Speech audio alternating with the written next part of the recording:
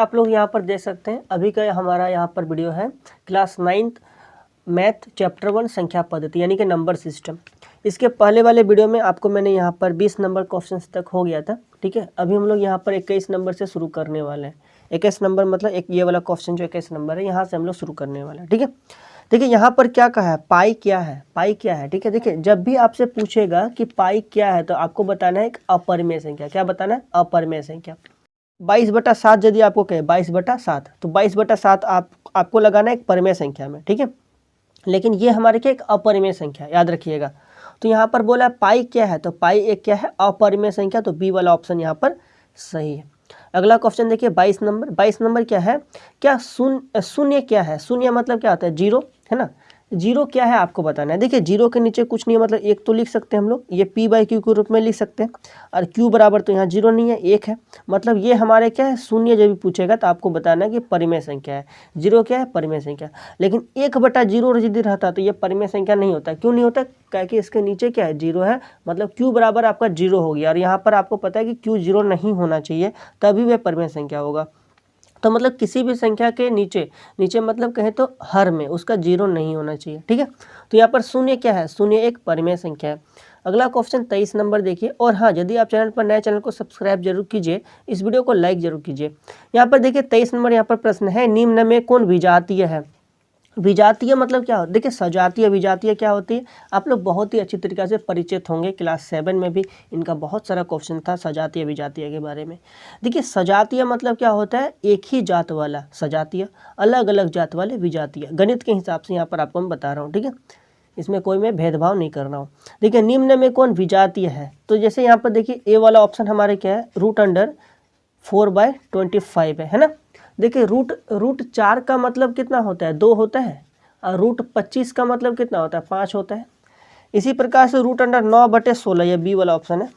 √3 का देखिए, रूट जो है ना इस 9 के लिए भी, ये 16 के लिए भी, क्योंकि रूट देख सकते हो कितना बड़ा है उसका भीतर में। तो √9 का मतलब कितना होगा, 3 होगा। √16 का मतलब कितना होता है, 4 होता है। 4 × 16। सी में है हमारा √1/4 है। तो √1 का मतलब 1 हुआ, √4 का मतलब 2 हुआ। और डी में हमारे कितना है, √5/36 है। देखिए √5 का मान कितना होगा, √5 ही होगा। और √36 का मतलब कितना होगा, 6 हो जाएगा। 6 × 6 = 36। देखिए ये सब हम सबका रूट निकल गया, लेकिन इसका तो नहीं निकला। मतलब यही क्या है, एक विजाती है। तो इस हिसाब से यहाँ पर डी वाला ऑप्शन जो है बिल्कुल सही है। अगला क्वेश्चन देखिए 24 नंबर। और 24 नंबर यहाँ पर प्रश्न देखिए, प्रत्येक परिमेय संख्या है। देखिए जितना भी परिमेय संख्या होती है ना, वे हमारी क्या होती है, एक वास्तविक संख्या होता है। और वास्तविक संख्या किसे कहते हैं, तो परिमेय संख्या और अपरिमेय संख्या के समूह को ही हम लोग वास्तविक संख्या कहते हैं। उसी के संग्रह को ही वास्तविक संख्या कहते हैं। मतलब हमारा वास्तविक संख्या में परिमेय संख्या भी हो सकता है, अपरिमेय संख्या भी हो सकता है। तो प्रत्येक परिमेय संख्या क्या है, एक वास्तविक संख्या होता है। यहाँ पर डी वाला ऑप्शन आपको सही लगाना है, ठीक है। चलिए अगला हम लोग आगे बढ़ते हैं। आगे हमारा देखिए 25 नंबर। 25 नंबर क्या है, दो अपरिमेय संख्याओं का गुणनफल होता है। देखिए कोई भी दो अपरिमेय संख्या, जैसे कि मानिए, जैसे कि हमारा मानिए ये √3 है, ठीक है। ध्यान से आप लोग समझिए, सभी कुछ आपको मैं अच्छी तरीके से बता रहा हूँ। देखिए √3 और इंटू हमारा √5 है, तो इसका मल्टीप्लाई क्या होगा, √15 होगा। 5 × 15 15 हो जाएगा। तो देखिए √3 भी एक अपरिमेय संख्या था, √15 भी क्या थे, एक अपरिमेय संख्या। गुना करने के बाद भी एक अपरिमेय संख्या आया कि नहीं, अपरिमेय संख्या आया। ये क्या है, अपरिमेय संख्या है, ठीक। अब यदि देखिए कोई यदि हमारे पास दो अपरिमेय संख्या, जैसे कि मानिए अब देखिए मतलब कि दो अपरिमेय संख्या का गुणनफल क्या होती है, एक अपरिमेय संख्या यहाँ पर हुआ। कभी कभी यहाँ पर देखिए, जैसे कि मानिए हमारे ये वाला कितना है, देखिए आप लोग ध्यान से समझिएगा, ठीक है। यहाँ पर आप लोग देखिए √9 गुना √9, मतलब देखिए √9 गुना √9। √9 हमारी क्या एक अपरिमेय संख्या, ये वाला भी क्या एक अपरिमेय संख्या। अब चलिए इसको गुना कीजिए, तो √अंडर कितना आएगा, 9 9 81। और 81 जो है वे हमारे क्या हो जाएगा, इसका वर्ग जो आएगा वे कितना आएगा बताइए, इसका वर्ग हमारा आएगा 9, ठीक है। इस प्रकार से यहाँ पर देखिए कभी कभी दो अपरिमेय संख्या गुणनफल हमारे एक अपरिमेय संख्या होता है, लेकिन कभी कभी जब हमारा दो अपरिमेय संख्या रहे उसका हमारा गुणनफल एक परिमेय संख्या हुआ। 9 क्या है, एक परिमेय संख्या है। इस प्रकार से आप लोग यहाँ पर समझ सकते हैं। तो कभी हमारा एक परिमेय संख्या, कभी क्या होती है, एक अपरिमेय संख्या होता है। जैसे कि आप लोग यहाँ पर और एक एग्जाम्पल यहाँ पर देखिए, ठीक है। और एक एग्जाम्पल जैसे देखिए हमारा √3 क्या है, एक अपरिमेय संख्या है। और रूट 27 भी हमारे क्या है, एक अपरिमेय संख्या है। ठीक है, अलग अलग लिए आप लोग यहाँ पर डबल डबल एक ही जैसा था, इसलिए एक बार अलग वाला लिए। ठीक है, तो यहाँ पर यदि आप लोग गुना कीजिएगा तो 27 तो ये कितना हो जाएगा, 81 हो जाएगा। और 81 जो है वे किसका वर्ग है बताइए, तो इसका जो है वे हमारे कितना 9 में 81 9 हो जाएगा। यानी कि यहाँ पर देखिए कभी हमारा अपरिमेय संख्या हुआ तो कभी हमारा परिमेय संख्या हुआ। तो इस प्रकार से यहाँ पर डी में क्या लिखा है, डी में लिखा है कभी परिमेय संख्या तो कभी अपरिमेय। गुणनफल हमारी क्या होगी, जब हमारे दो अपरिमेय संख्या रहे तो उसका गुणनफल कभी परिमेय होगा तो कभी अपरिमेय होगा। अगला 26 नंबर प्रश्न को देख सकते हैं। ये 26 नंबर प्रश्न देखिए, यहाँ पर है एक अपरिमेय संख्या का दशमलव प्रसार होता है। देखिए कोई भी हमारा अपरिमेय संख्या रहे उसका दशमलव प्रसार जो है अनवसानी अनावृत्ति होगा, आपको याद रखना है। अपरिमेय संख्या का दशमलव प्रसार क्या होगी, अनवसानी अनावृत्ति होगा। जैसे कि कल हमने आपको बताया था, जैसे यहाँ पर हम लोग लेते हैं √2। ठीक है, √2, तो √2 जो है आप लोग निकाल सकते हैं, इसका वर्गमूल निकालना आप लोग जानते हैं, क्लास 8 में आपने सीखे होंगे। जैसे कि 2 है, इसका आपको क्या करना है, वर्गमूल निकालना, इस विधि से आप लोग निकालिए। ठीक है, तो √2 का जब आप लोग वर्गमूल कीजिएगा तो इसका हमारा आएगा 1.4142135623। ऐसे करते क्या होगा, और भी संख्या आएगा, जो कि आपको यहाँ पर कहीं नहीं दिखेगा कि ये रिपीट हो रहा है ना। तो ये क्या है, अनवसानी अनावृत्ति है, आवृत्ति नहीं है, क्योंकि ये बार बार हमारी नहीं आ रही है ना। तो यहाँ पर देखिए एक अपरिमेय संख्या का दशमलव प्रसार क्या होगी, अनवसानी अनावृत्ति होगा। क्या होगा, अनवसानी अनावृत्ति, अशांत हो जाएगा यहाँ पर।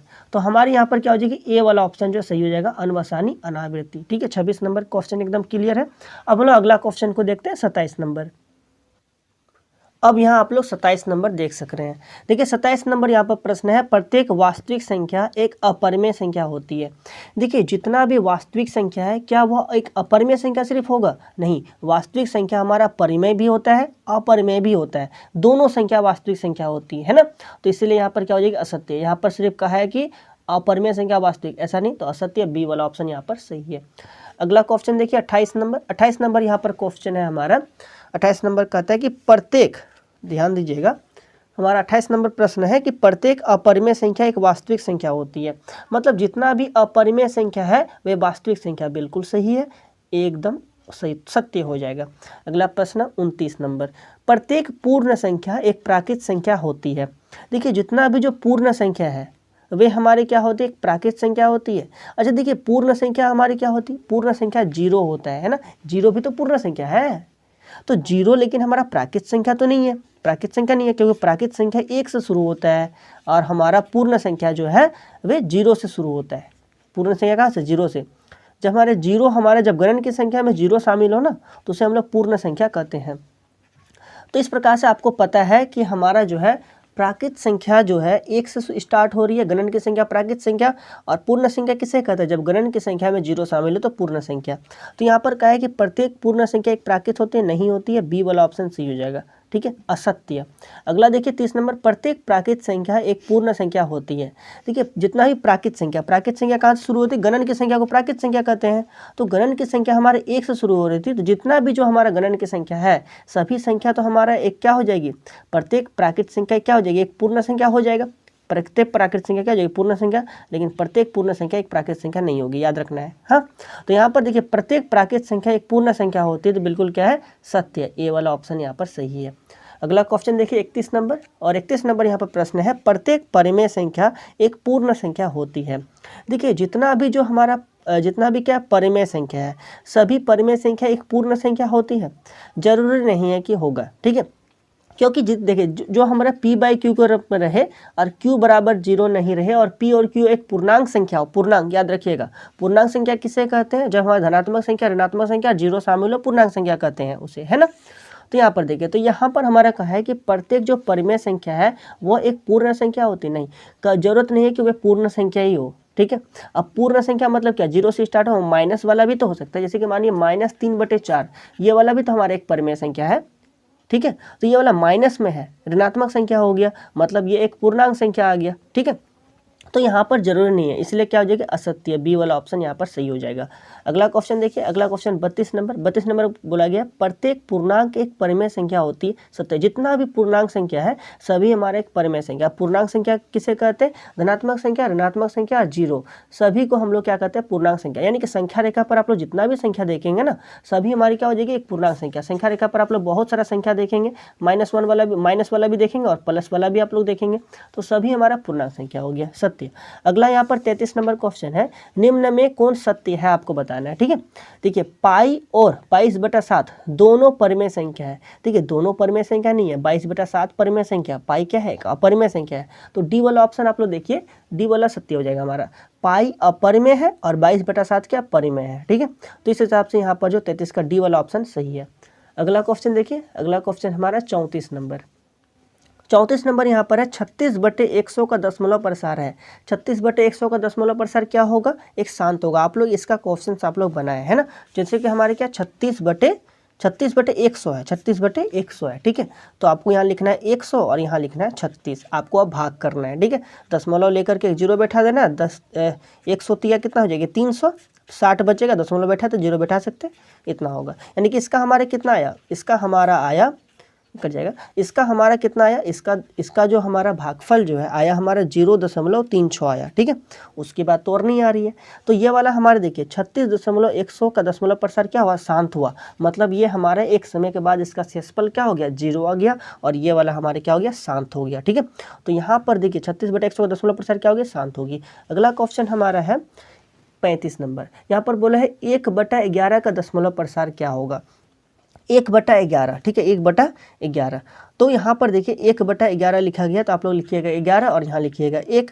आप लोग क्या कीजिए, इसको पॉइंट ले लिए, एक पॉइंट लिए, जीरो बैठाएं, फिर भी ये क्या हो रहा है? ये इससे छोटा हो रहा है, तो हमारा और एक जीरो लेकर के यहाँ करना हो। भाग तो आपको आता है। ठीक है, 11 9 में कितना होगा? 99 होगा। फिर हमारे कितना बचेगा? 1 बचेगा। पॉइंट बैठा तो उसके बदले जीरो बैठा सकते हैं, लेकिन और एक जीरो की आवश्यकता होगी, इसलिए यहाँ पर और एक जीरो बैठा के जीरो बैठाना होगा। मतलब यहाँ पर 0 9 0 9 0 9 0 9 क्या होगा? आते रहेगा।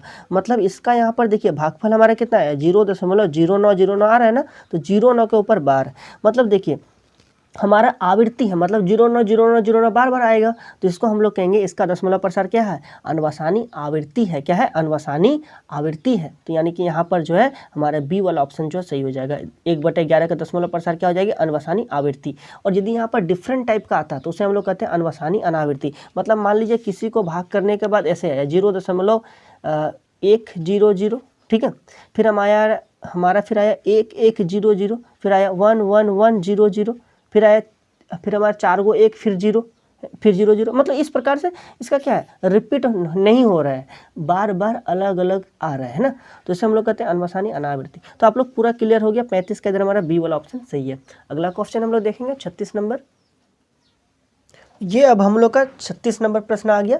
36 नंबर यहाँ पर प्रश्न है कि 7/8 का दशमलव प्रसार होगा। आप लोग बना करके देखिए 7/8, ठीक है ना, यहाँ पर 8 लिखिए, फिर 7 लिखिए और आप लोग बना करके देखिए जैसे आपको मैंने समझाया। ये आप लोग बनाइएगा तो आपका जो शांत आएगा, यानी कि ए वाला ऑप्शन यहाँ पर सही होगा। उसी प्रकार से 37 नंबर यहाँ पर है 1/7 का दशमलव प्रसार है, तो इसका हमारा अनवसानी आवृत्ति आएगा। आप लोग बना करके देखें, आपका जो है बी वाला ऑप्शन यहाँ पर सही हो जाएगा। अगला हमारा 38 नंबर प्रश्न है 4/3 का दशमलव प्रसार है। इसको भी आपको उसी प्रकार से बनाना है जैसे मैंने बताया। तो ये वाला हमारे क्या आ गया? ये वाला भी अनवसानी आवृत्ति आएगा, याद रखिएगा। और ये वाला हमारा देखिए 39 नंबर देखिए आप लोग, 39 नंबर यहाँ पर है 4.1/8 का दशमलव प्रसार। पहले आप पूर्णांक को तोड़िए, 8 चौके कितना होगा? 32, 32 और कितना होगा? 33, 33/8। आप लोग इसे निकालिए, ठीक है, और आप लोग चेक कीजिए कि आपका क्या आ रहा है। आपका यहाँ पर क्या हो जाएगा? ये शांत हो जाएगा, कट जाएगा ये वाला, है ना। तो इस प्रकार से यहाँ पर जो ए वाला ऑप्शन यहाँ पर सही हो जाएगा। तो इसी प्रकार से देखिए यहाँ पर उसके बाद 40 नंबर से यहाँ पर जो प्रश्न जो है वह सिमिलर क्वेश्चन है। आपको मैं इसके लिए अलग से वीडियो इसके बाद वाला वीडियो में आपको ये सब क्वेश्चन मिल जाएगा, ठीक है। एक ही प्रकार के क्वेश्चन है, इसलिए आपको ये अलग ही वीडियो में आपको मैं बता दूंगा, इसके बाद वाला वीडियो में बता दूंगा। बस तब अभी के लिए इतना ही रहने देते हैं, मिलते हैं अगले वीडियो में। चलिए बहुत बहुत धन्यवाद।